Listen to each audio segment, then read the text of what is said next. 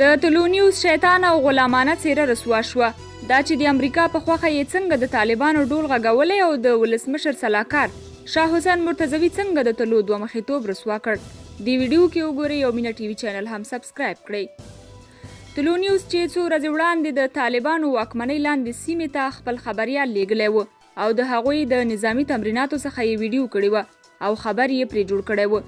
د خلکو له سخت غبرګون سره مخ شوی دی. په همدې اړه د ولسمشر غني سلاکار شاه حسین مرتضوي د طلوع نیوز منافقانه څیره د یوې خاطرې په ډول ښکاره کړي. مرتضوي لیکلي د طالبانو لویي یا هم وده.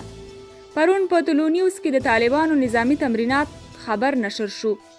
هغه انځورونه چې احتمالاً د غټو شرکتونو یا چې اشاره یې امریکا ته ده لخوا د طالبانو د ودې یا غټو اهدافو لپاره جوړه شوې وه.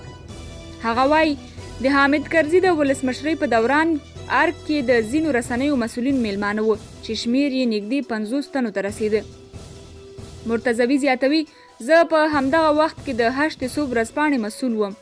جلسه یا میلمستیا د کرزي په حضور کې د څنګه ودانۍ کې جوړه شوې وه. آزاد بحث شروع شو. ارواښاد مجاهد کاکړ د طلوع نیوز په نمایندګۍ راغلی و. کاکړ صاحب په ولسمشر کرزي انتقاد وکړ او وی پوښتل ولې مو طالبانو ته د ورور خطاب کړی؟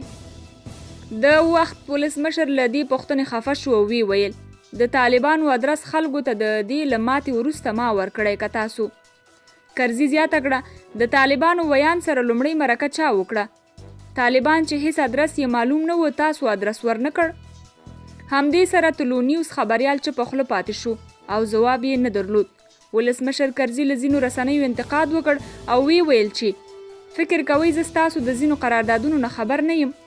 یوازې د یوې رسنۍ قرارداد $2 دی. دا بحث ساعتونه روان و.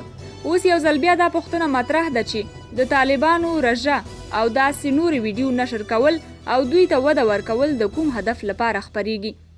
د یادونې وړ ده چې طلوع نیوز تل د ملي ګټو خلاف او د افغان ضدو څیرو او هیوادونو طرف نیسي او هیوادپاله افغانان ځپي.